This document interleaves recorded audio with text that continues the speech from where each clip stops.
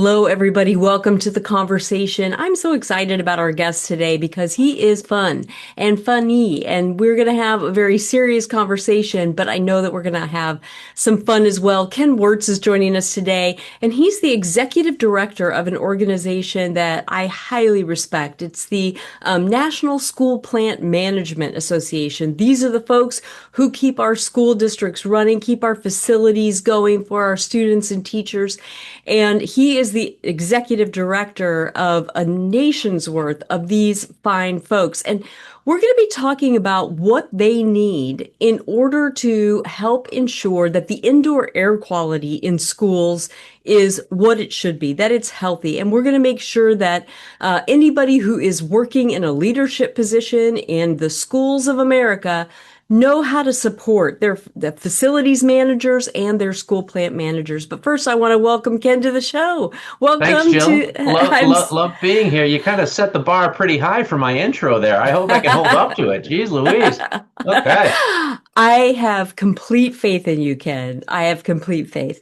Um, I would love for you to share your background in facilities management with our audience because it's impressive and expansive. So it all depends on how far you want me to go back, because sometimes when I'm doing a keynote, I show a full timeline of what is Ken, at age 8, starting to work on a farm, a local farm for $20 a week, all the way up to where I am now. But I'll compress that a little bit. Ken Wertz, executive director at NSPMA. I started my journey like many facilities directors and maintenance directors. I'm a recovering facilities director. I worked for the Sharon Public Schools for 18 years as their facilities director, which is a district about 30, 40 minutes south of Boston here in Massachusetts. 5 buildings, between 500 to 700,000 square feet, depending on construction, about 3,500 kids, very manageable. But I started that journey as a licensed plumber. So I'm a licensed plumber by trade. And somehow I ended up being an executive director for a nonprofit. So you tell me, Jill. I don't understand how that happened, but it's something that I've become very passionate about, and I have found that my years in the trenches has really provided me a good insight as to what folks are up against.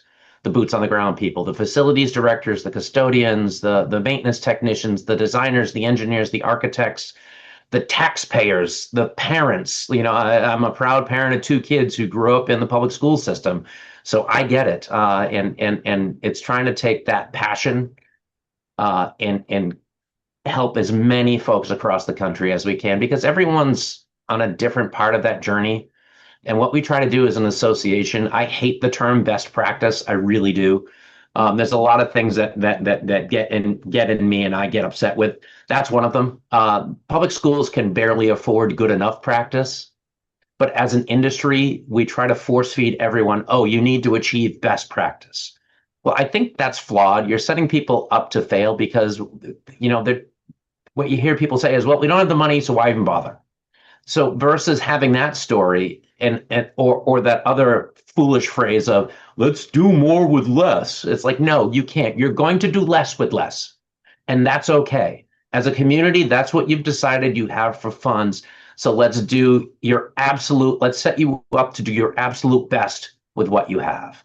And that's kind of our mission and our vision as we continue to grow as an association, is making sure we're meeting people where they're at and we're supporting them with what they need. From all your work for over the years in indoor air quality, what's important for one district might not be important to the next. So it's trying to figure out that gap of, all right, this is not their big thing, but their big thing is this. So how do we get them the best and the most current information and the best supports so they can achieve what's important for them as a community? Our job is not to tell people what they need to be. Our job is to try and help them be the best version of themselves. I love that. I think that's so sage. And when you say you get it, I want to underscore that for our viewers because you really do. Every meeting that I'm in with you, you have a perspective that is so important. And I think that it represents your association so well because there are a lot of people working on indoor air quality who really don't know what it's like in the day-to-day life of your members. I want to Right. shift gears for just a second because EPA has been working on indoor air quality in schools for close to 30 years. And they will tell you, and other agencies will tell you, that fewer than half of all of the K through 12 school districts in the US actually have an indoor air quality plan or management plan. And I'd like to get your perspective on what is keeping districts from doing this work. Is there a lack of knowledge or is there something else? I think it's a great question. I think it's a balance. As I'm traveling the country more now, I'm seeing more and more small school districts than I am average size. If you go to Indiana, there's like over 300 districts that have less than 100 kids. So I don't think that there's enough layers of staffing and administration to have someone hyper focused on that. You could have a school principal who's also the superintendent, who's also HR, and your facilities director is the head custodian that also drives the bus to get kids to school. So you've got that mix in that 50% that don't have. They're doing the best they can with what they have, but I just don't know if that's high on their radar screen as to what's important. Then you have other districts where, I mean, they're just trying to keep their head above water. A great example. So I was at Healthy Schools, Healthy Kids last week in DC. Well-intentioned people, really great discussion, and it came up the new legislation that passed in New York City of any classroom that's 88 degrees can't be occupied. So I immediately call one of my friends who's in New York. He's like, we move kids around. It's really great. It's really important. But you have to remember, I have an elementary school that has no mechanical ventilation. We open the windows and we're a fairly suburban community. So the classroom at 88 degrees is likely better than what the student is going to be dealt with when they are left from our building because there's so much housing insecurity, or their apartments on the 12th floor with no air conditioning, and their parents are working 3 jobs to make ends meet, and now they've got to leave work to come home because the classroom's 88. I get it. No classroom should be hot. I get it. But it's this kind of weird thing that we're in a spot that we all know what's best, but it's really hard for us to apply that. So I think that's where that question comes in, is that why doesn't everyone have an IAQ plan policy? Why hasn't everyone adopted Tools for Schools? I'm a Tools for Schools alumni. I was on our committee. We had a full committee. We'd go walk the buildings together. We cross-train students how to do it. I'm a huge proponent of tools. I think it's great.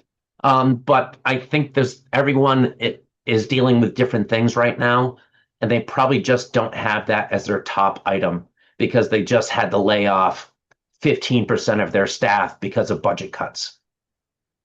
Yeah, there's not a school district in America that we're working with that isn't in some state of budget cuts. I mean, and that goes for every type of community, urban, rural, suburban.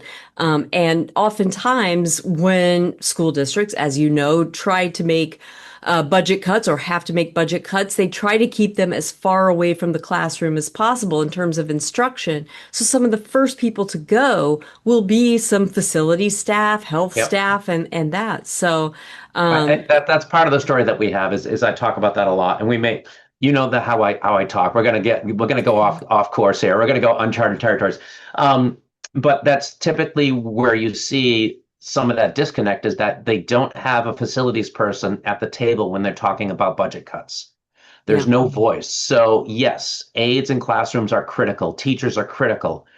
But you can't expect the building to be clean and healthy if you lay off your HVAC technician or your cleaning staff.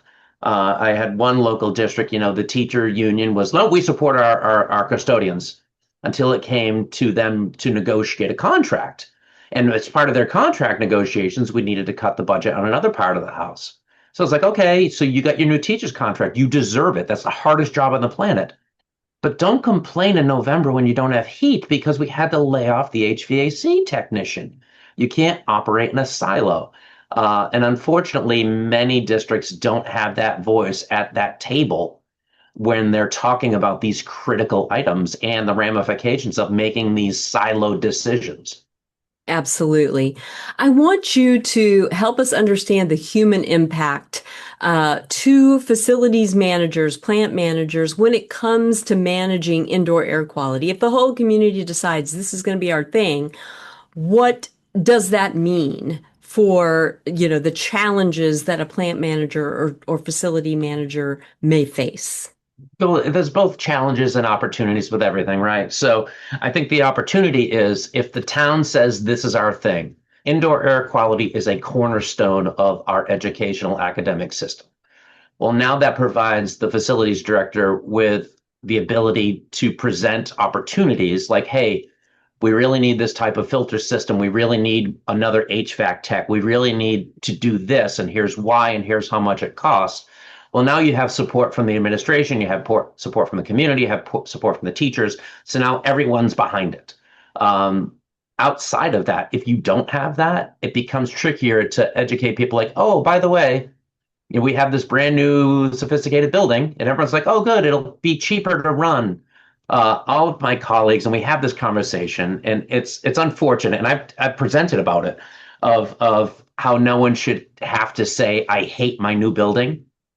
Yet we do, because it's extremely sophisticated. Sometimes they're smarter than the people that design them. I've had those meetings, and it's trying to keep in lockstep with technology, but not having professional development funds to either train your staff on how to properly operate and maintain the equipment, or to contract out that service and that support because it's very expensive. It's not that it's having those discussions. Those are the hurdles I'm seeing now. Is like, okay, so we have a new building or we have an old building.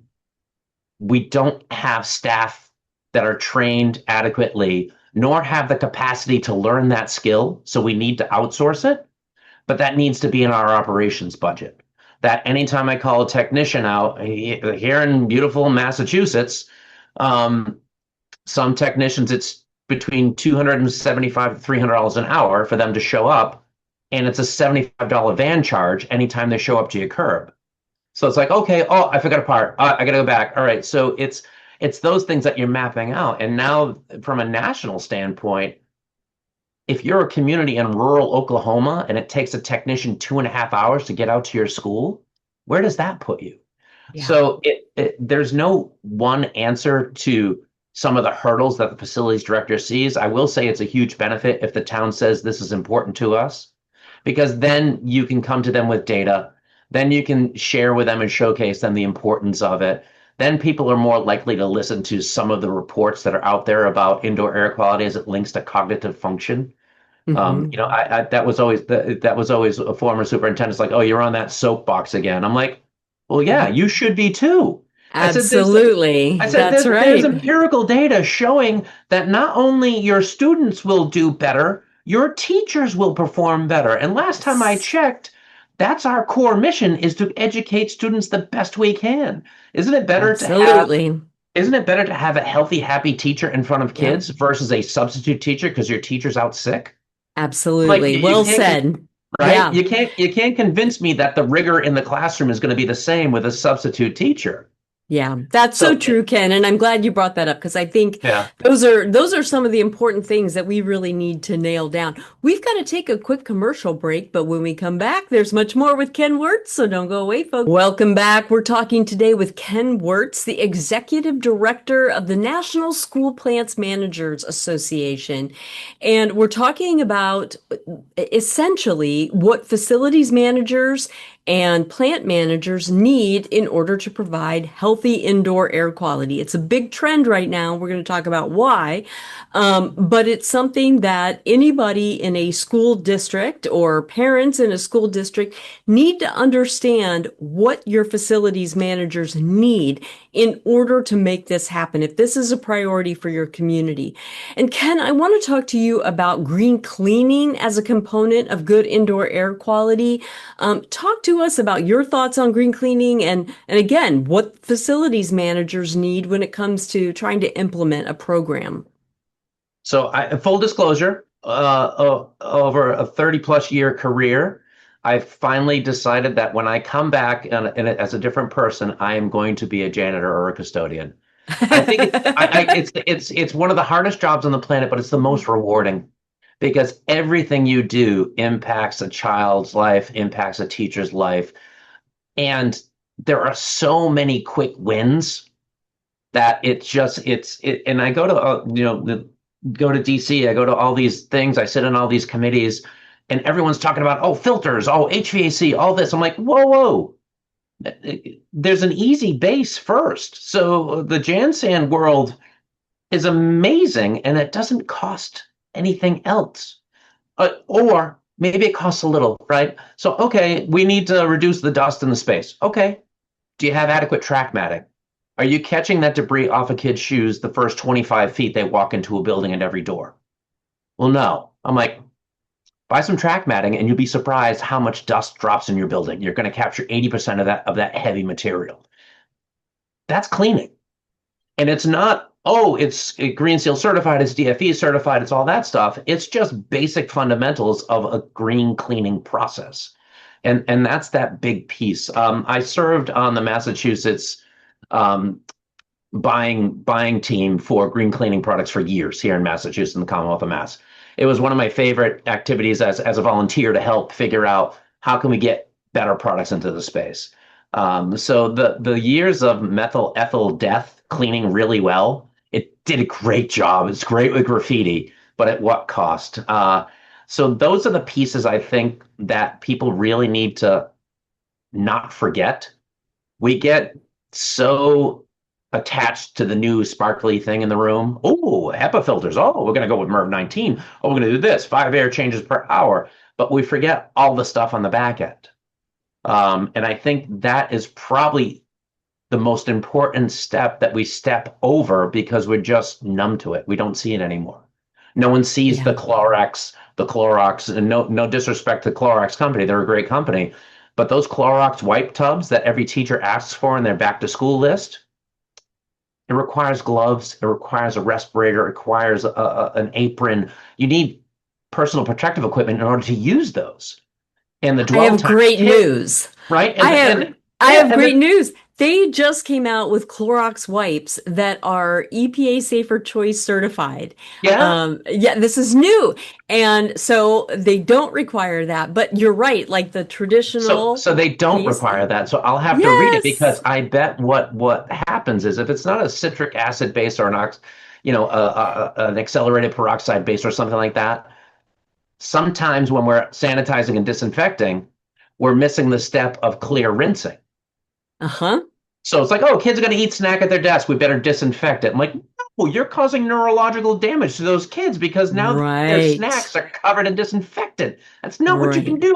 So those Nope. are I think it really needs to be a process that needs to be discussed and needs to be Yeah. understood by the entire community. I And do too. no fault to the teachers because they're not getting the resources they need. So they Yeah. need to reach out. They're buying more stuff than they're making in their salary. But it's the little one-off dollar stores and that kind of stuff where you go in and buy a best intentioned neutral cleaner, but now it co-mixes with the cleaners they're using in the building, and you're creating potential, hazardous situations. I think green cleaning has come a long way over the past 20, 25 years. The Yeah. problem is the first gen of green cleaning didn't really do a good job. It was That's new. right. That's right. And, And without the certifications, you have something, oh, it's based with hydrogen peroxide and so it's green, but that yeah, doesn't mean that it's effective. And that's where, we really encourage schools to look at EPA Safer Choice certified yep, yep. cleaners because they're not only safer, they are Yeah. also effective and they have to be Yeah. certified for that. Yeah, DFE, safer choice, the Green Seal certified, because the first cohort there was like, Earth, Earth, Earth-wise fancy Right. certification, certified by some dude in his garage in Poughkeepsie, New York, and it's like, what? Who is this? Who is this guy Charlie, and how did he get a certification? So we've learned through the years that there are legitimate certified people, and if you can't go all in, at least get closer. Yeah. I always told people, I said we're greenish, we're as green as we can be, but sadly, sometimes you need to kill things Yeah. for, Yeah. for I public mean, health, but you don't need to infectious kill it, yeah, diseases. right? Yeah. But you don't need to kill it with bleach. And Right. that's where we struggle. And I'm working with the National Council on School Nurses to try and educate nurses that bleach is not the answer. The Yeah. 1-to-9 ratio mix of bleach, the efficacy of it drops drastically after like 72 hours. So they'll Yeah. come in, they'll make their bottle at the beginning part of the school year.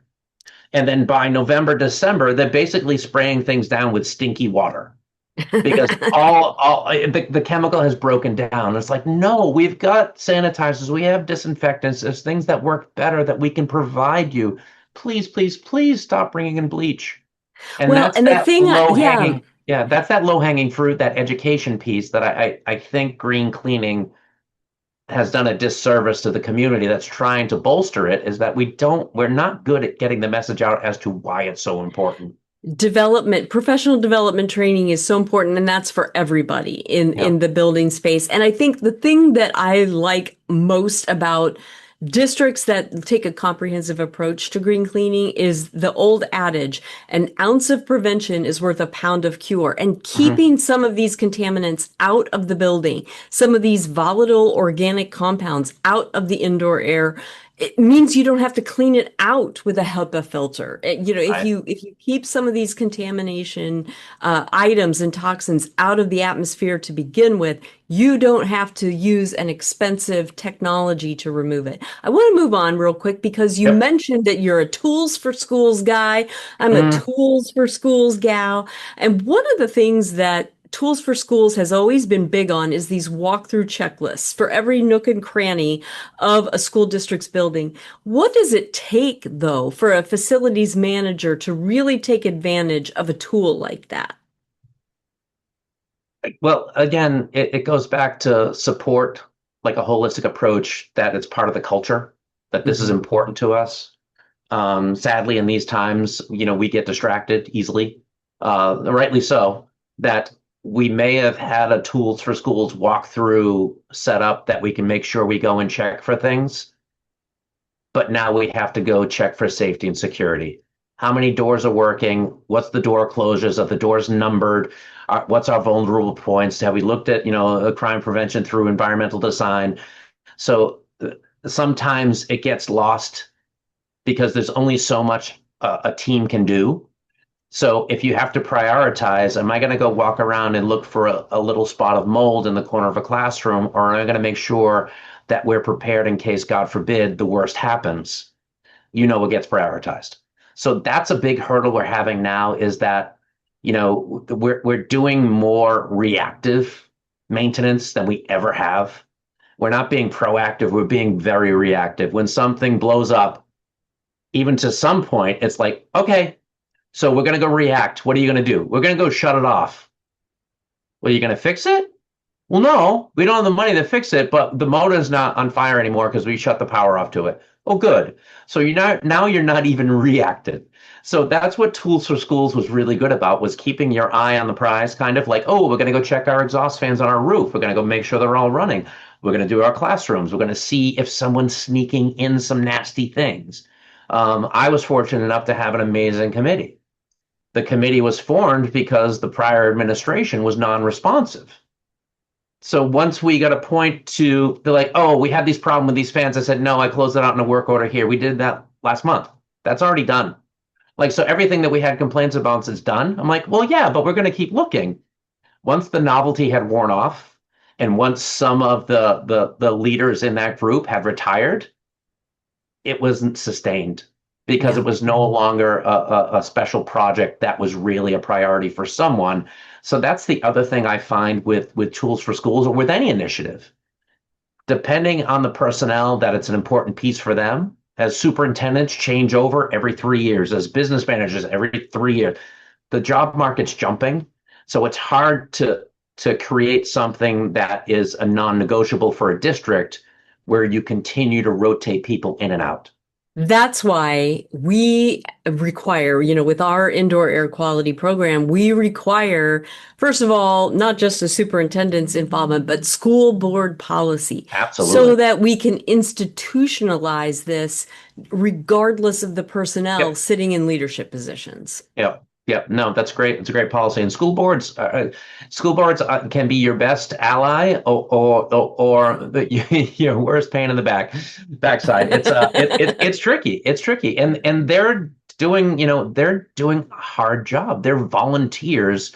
Their phone's not ringing because everything's lovely, So Yeah. it's like, oh, in my spare time, I want to go donate 20 hours a week so I can get yelled at when I go grocery shopping. Like, that sounds like fun. Okay, good for you. It's a hard job. It is a hard job. And we love our school board members. And they have to respond to so many different groups within the community in order to be effective. And we love them. And that's why our partnership with the National School Boards Association is so near and dear to our heart. I Right. partnered with them for the first time in 2005. And since that time, we've had a great rapport, and they have been such great partners in this work to improve indoor air quality in schools across the country. We've got to take a quick commercial break, but when we come back, we have so much more with this awesome conversation with Ken Wertz. So don't go away. We'll be right back.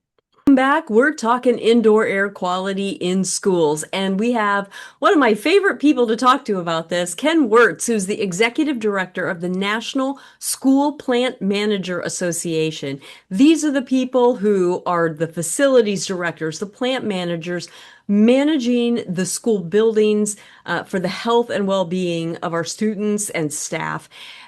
Ken, we really can't talk about indoor air quality in schools without talking about weather, without talking about climate zones. For a long time, mold and moisture was a big issue for certain climate zones, and school districts in those climate zones had a tough time managing moisture and mold. But there's a lot of other issues going on, and I'd love for you to talk to us about what facilities managers are going through to manage some of those issues. We only have like an hour, right? Because I could talk for like like we could talk 5 or 6 days about this. I know. Uh, it's it's uh, it's it's interesting that this is not a new issue we've had, and it's something that we've always been chasing my entire career. One of my favorite presenters that I learned from, and I'm not a religious person by any stretch of the imagination, but in the Old Testament in Leviticus. There is an entire passage on mold remediation. Really? Yes. So if you go, I think it's Leviticus 13. It's if the house is fouled, the priest comes in, inspects, they remove any of the stones that have been fouled and throw them in a landfill, and then they cut. It goes a little sideways when the priest is blessing it with chicken blood, but for the most part, it's today's mold remediation. So it's like this is nothing new, people. If you eat a grilled cheese sandwich at home, guess what? You have mold in your house. Oh my God, don't say it. Oh, no. So the tricky part starts with a couple of different things, right? So mold needs three things. It needs water, it needs the right temperature, and it needs a food source, right? So as climates are changing, you're seeing more of schools not prepared to deal with one of those things. As buildings evolve, so I do a presentation talking about some of the stuff we're up against, and I show a picture of a one room school that's a brick building where the brick walls are a foot thick and the wood's exposed. You could dump 50 gallons of water on the floor, and the building would naturally absorb it, and it would evaporate, and it kind of breathes as part of a system. Granted, it smells funky, but it's not mold. But now you have these new buildings that are built like submarines, right? Super, super tight to meet energy. You drop a cup of water, and if you don't deal with that humidity, you're going to instantly have a mold issue. So it keeps evolving and changing, which makes it trickier for facilities directors, especially that have a broad spectrum of portfolio of their buildings. If you're in Boston, you could have an elementary school that was built in the 1900s and one that's LEED Zero, well certified, just opened the doors in 2026, and you need to treat each differently and separately. There's Tools for Schools does a good job. I think quick and immediate response and having a plan, much like you talked earlier about having, why does not the schools have an indoor air quality plan? They should certainly have a mold response plan that everyone knows. All right, we have a disaster recovery company on contract. If we have something break, they come in, they cut open the walls within 72 hours. But it's also a training thing. So here in the Northeast and in the North, historically, summers are when we clean everything, clean it all. So what will happen is we'll go in and clean the carpets in our library and the offices. Got to clean them. But our buildings don't have air conditioning. And we're cleaning it when it's 100% humidity outside. And then we close the doors and we come back to it in September and we're shocked that we're growing mushrooms. So it's changing the thought process, changing the cycle. It's less of a problem in the South because they have dehumidification. So it's scheduling things differently to be better prepared for responding to mold issues. COVID was horrible for a lot of us, that they would close a building and just walk away from it and then come back and like, oh my God, we have mold. I'm like, oh, of course you do. You shut the building down. Yes. If you don't maintain a stable indoor environment, you're going to have problems. And just a voice of concern for folks who have these new buildings who are shocked by the cost of electricity. New buildings are designed to run 24/7, 365. You can't shut them down because when you shut them down, you're starting to have this kind of roller coaster of humidity in your building. You're going to destroy the finishes on your furniture. Things are going to start delaminating, and you're going to create a situation where mold now has a chance to grow. So Mhm. it's knowing what the problem is. It's knowing your buildings. It's knowing how to respond. It's finding the right products to make sure that when you are going to do mold remediation. I had one horrible story. I was helping out a local Department of Ed, and there was a school where it's like, yeah, we've got this huge mold bloom. Okay, walk me through what you did. All right, so we had it in the 100 wings on Monday. But Jimmy came in and he wiped it all down with the blue stuff. I'm like, all right, so what's the blue stuff? I don't know, it's blue stuff. Okay. But then on Tuesday, all the wing was covered. Then on Wednesday, it went to the next wing. I'm like, okay, I think Jimmy was trying to do the right thing wrong. And he cross-contaminated everything with a dirty rag of neutral cleaner that just carried the mold spores everywhere. Mhm. Wasn't his fault. He didn't receive proper training. The district had a budget cut, so they had to lay off some of the maintenance technicians who may have had that training. So it was like a whole just built up, crescendo of oops, oops, oops.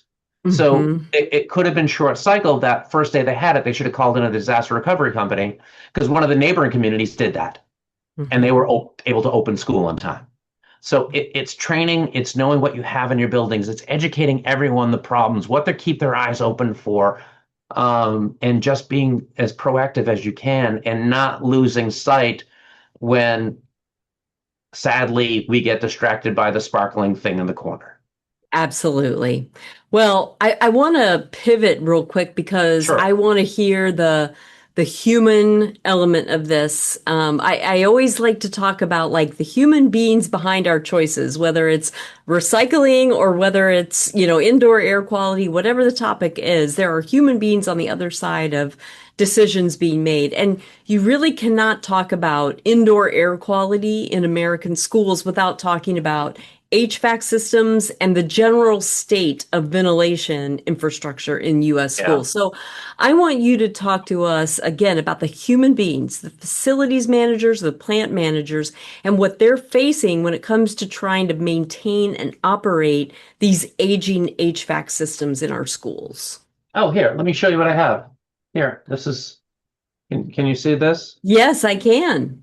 So this is a 1957 custodial owner's manual from Herman Nelson, walking you through step by step of how to properly maintain a univent heater. This is my most prized possession. Oh, I have many prized possessions, but it's like filter changes. This is a maybe 9-page document from the 50s that shows step by step how to maintain the equipment properly.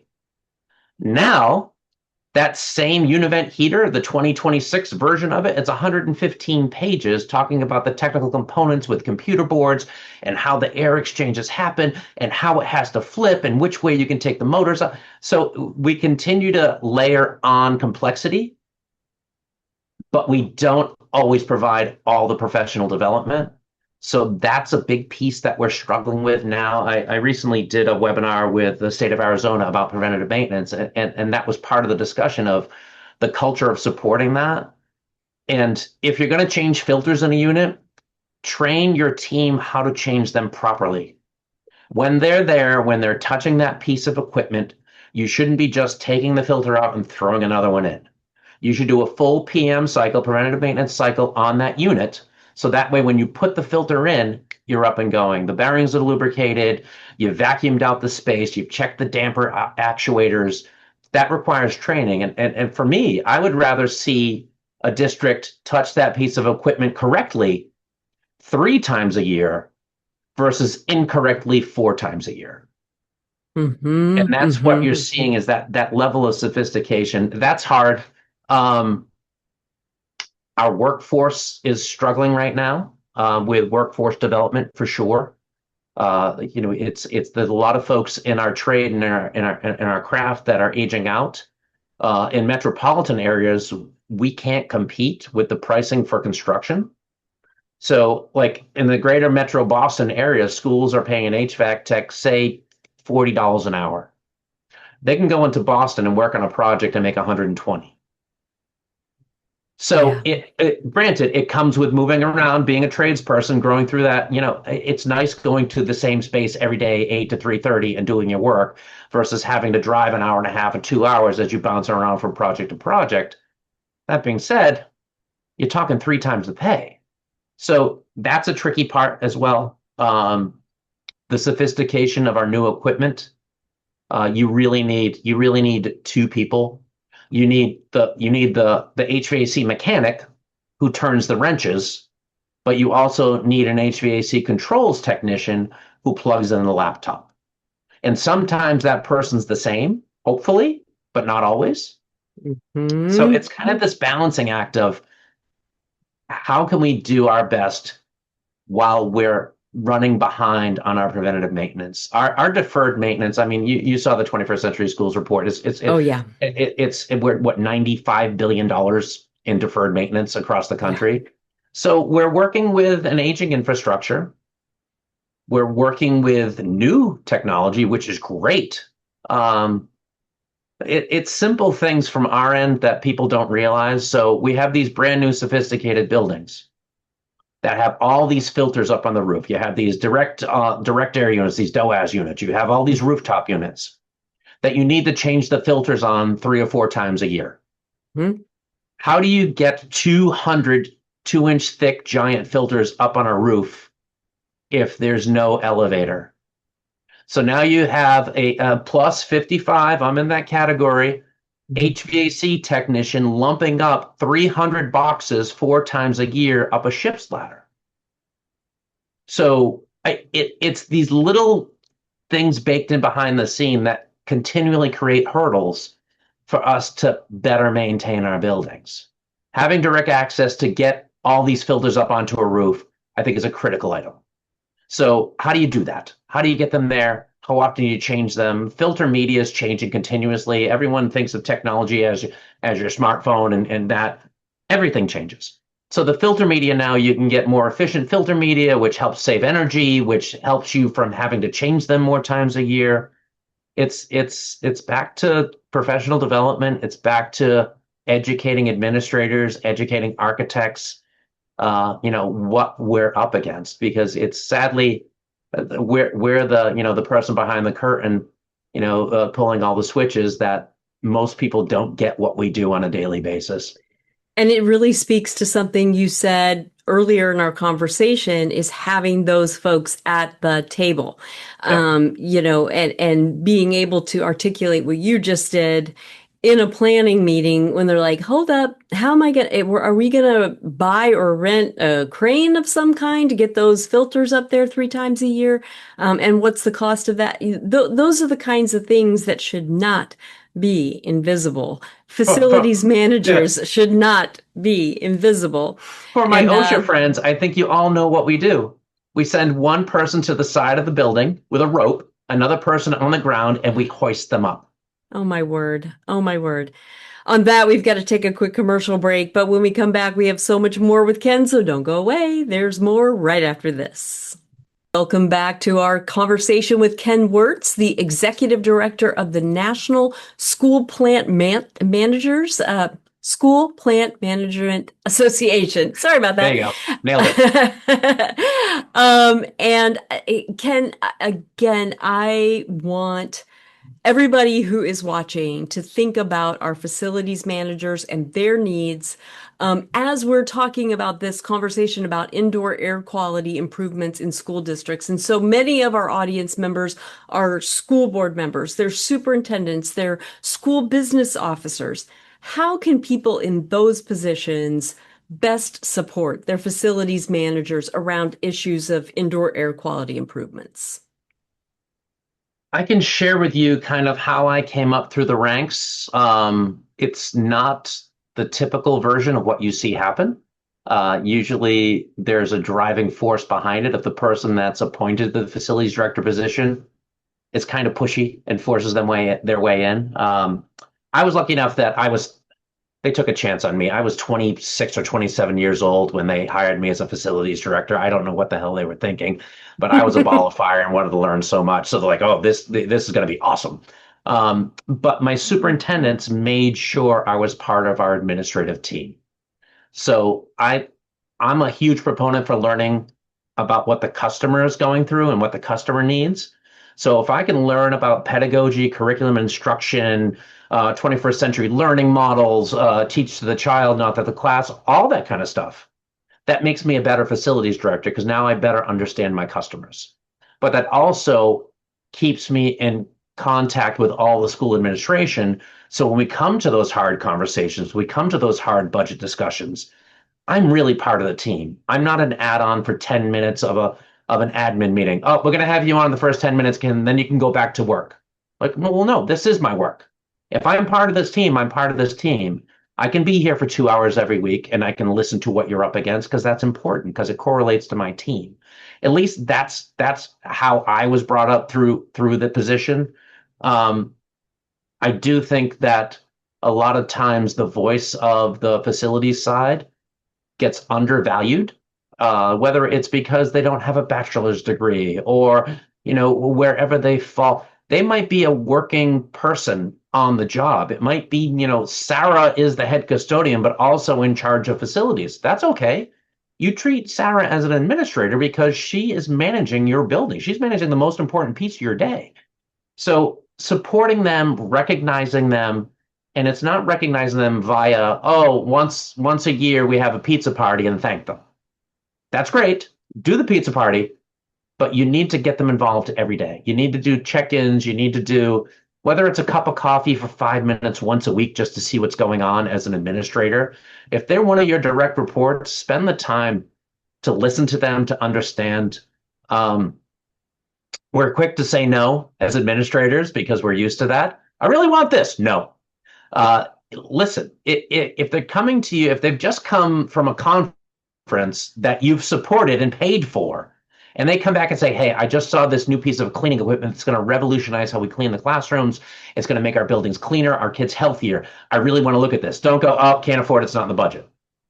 At least listen, at least look at it, potentially buy one as a test, as a beta site if you can, or see if there's a less expensive technology that will do a close enough job. So if you're using loop mops and you want to shift to microfiber, that's better. It's picking up more dust. Maybe you can't afford the small little iMop that goes and is a tiny extractor, which I highly recommend to everyone. If you haven't seen them, oh my God, changes how we clean. But it's having that open dialogue of respect and support. And that's a lot of times what I'm not seeing I'm seeing it. I'm not seeing it as much from the superintendents. I'm certainly seeing it more from the business officials because I think there's more of a co-working model there for most of the positions. The school boards support it, lock, stock, and barrel, but we tend not to educate them why it's important. Right. And when they yeah, when they get the budget cut sent to them, they don't yeah. know the backstory and conversations that have happened. They get a presentation from the superintendent that says, "Oh, by the way, we meet our budget," but sometimes they don't know how.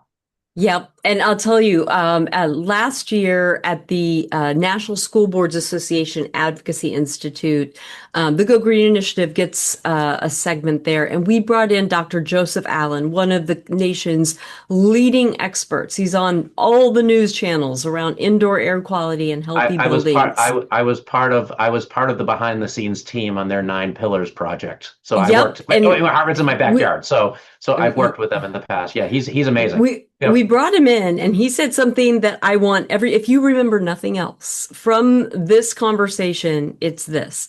He says the person who runs your building may have more impact on your health than your doctor. Yes. Who is that person? Facilities managers in Yeah. schools. And Custodians. so exactly. And so that's the level of respect that I would like to see facilities managers get in school districts because their job is keeping the whole retinue of folks, staff, students, faculty healthy so that they can all learn to perform their jobs. I want to give you a chance to talk about your organization and tell us why school districts should invest in the cost of sending their plant managers and facilities managers to your gatherings. So I'm gonna answer that, but I have one quick thing to say on the other thing about supporting. You So bet. if I get cut short on my NSPMA stuff, that's okay. So part of what I'm seeing with my colleagues is when facilities directors are job hopping, it's not for more money. We could go make more money someplace else. The reason they're leaving is because their funds and their budget don't support them doing a good job. So you can offer them a salary that's way, way more than what you would normally pay. It's not what's going to get them in the door. Knowing they're stepping into a system in a district that supports the culture and backs what they support by properly funding so they can do a good job, that's when you have that employee retention. That's an important piece to let people know. It's not that you're going to pay them a higher salary. Pay them the appropriate salary, but fund their budgets, fund their HVAC technicians, fund them to be able to do the job they want to do. And that's why people are leaving jobs now. Now back to NSPMA. So yeah, so it's fun. We've kind of had this rebirth over the past 3 years, and our vision, our mission is tied into, like we talked earlier, about supporting and meeting people where they're at. What happens? We have an annual conference. It's going to be in Denver in May. And what I love about it, this will be my I guess my second full one that I've had ownership of. I inherited the first one, which had a lot of things already plugged into the program. What I find at the national conference is everyone that's there had to fight to get there. So state events are great, but everyone that's at the national conference is operating at a higher level, which raises the sophistication of all the conversations. So all the breakout sessions, walking the expo floor. Our expo floor has only national vendors, people who cover East Coast to West Coast, or at least a huge geographic footprint. You're not going to talk to a local regional person. You're going to talk to someone who can support anyone across the country. But even the engagement at the booths is more sophisticated because everyone there is at the top of their game and they want to meet other people that are at the top of their game. We had 27 states in attendance this year. We're hoping to break 30 next year. But it's the right people is what we try to get. We don't just try to flood the floor with bodies. We try to flood the floor with people who are going to elevate the conversation, help each other problem solve, and then bring back that information to their state affiliates and share so we can all learn together. The other piece that's kind of cool that we bake in is not only do we provide professional development for our facility side of the house and our maintenance. That's our primary goal. Our Mm-hmm. secondary goal is that we provide professional development for state associations. Oh, that's fantastic. But how do state And associations run a nonprofit supporting yeah, public facilities? So it's absolutely. kind of, we hit twofold, and I think we had 8 different associations, 8 or 9 this year, sharing what they're doing, certification programs for Fantastic. custodians. So it's all that kind of Yeah. fun stuff. Yeah, it's great. It's fun. Well, Ken, I want to thank you so much for joining us. We've got to do this again because there's so much more I'd like to talk with you about, but I want to thank you and all of the school plant managers and facilities managers of the country for all that you do for our students, for our teachers and staff to keep American schools going. Even though budget cuts are tough right now, I want to thank you all and support you all. We are going to be here same time, same place next week with more great information. So until then, have a wonderful week and do something in your life to go green.